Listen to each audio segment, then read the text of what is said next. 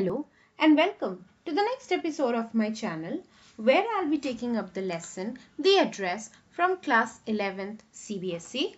This chapter is written by Marga Mingo. At the beginning of the chapter we see the narrator knocking at the door of a house, but the door was opened only a little. She asked the owner if she knew her. The narrator told her that she was Mrs. S's daughter.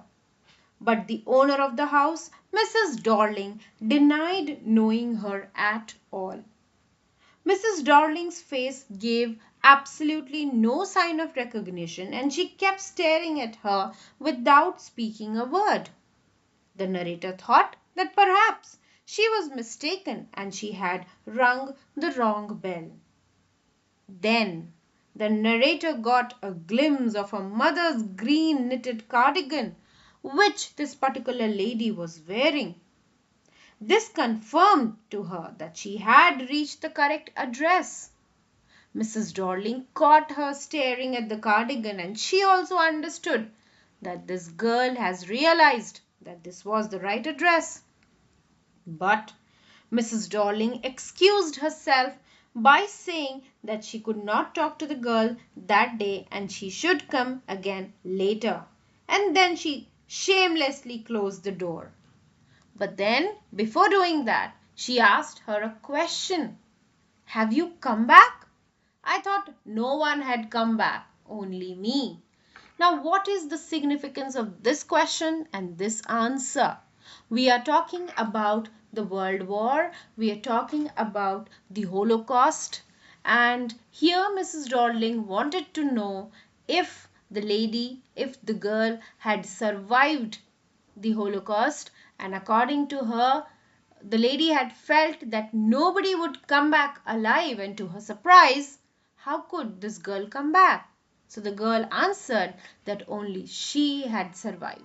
Only she out of the entire family had come back. Now the narrator stood for some time on the steps even after the door closed. Someone was watching her from the bay window. The girl presumed that someone other than Mrs. Darling must be watching her and must have asked why the narrator came, to which Mrs. Darling must have answered, "Oh, nothing." Okay. So the narrator again looked at the number plate, the address. Now we have to justify the title. Why the name of the chapter is Address? Because this particular address was etched in the narrator's mind. She remembered this address very, very vividly. Darling, house number 46. Okay. Now we are going to the flashback of the narrator's childhood. So because this Mrs. Darling did not give her anything, did not talk to her, did not even greet her properly, the girl decided to go back to the station, but she decided not to look left or right directly to the station because she didn't want to remember all those old days before the war, those happy days. Okay, so now we are going to go back to the flashback. What had happened, why this address is so very important. Okay, she was walking in the familiar places again for the first time since the war as she was going back to the station. And she didn't want to upset herself with the sight of the streets and houses full of memories from a previous time. In the train, she remembered the first time when she had seen Mrs. Darling. It was the morning after the day her mother had told her about Mrs. Darling, who was wearing a brown coat and a shapeless hat. So, the narrator had been to her home from school, maybe during a vacation or something, and her mother had been surprised. This girl had been so observant. She had noticed that some things were missing from her house. It is then when her mother told her about Mrs. Darling. Okay, and the narrator had never heard of her before. But apparently Mrs. Darling was her mother's old acquaintance old friend maybe. Okay, and she had not seen her for years, and all of a sudden she had turned up and renewed their contact. And since then she was coming daily to her house and carrying all the antique plates and valuables which were there in the narrator's house. And the mother was a very gullible lady. She thought that this lady was actually doing something good for her, taking her things and keeping at her house for safekeeping.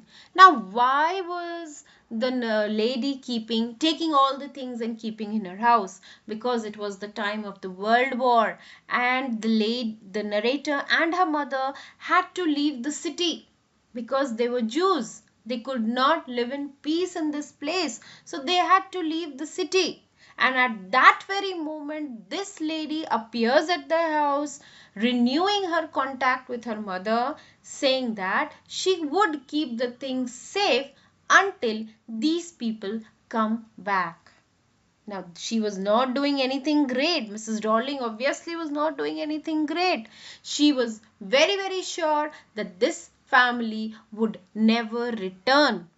Okay, and that is why she was keeping her things with herself.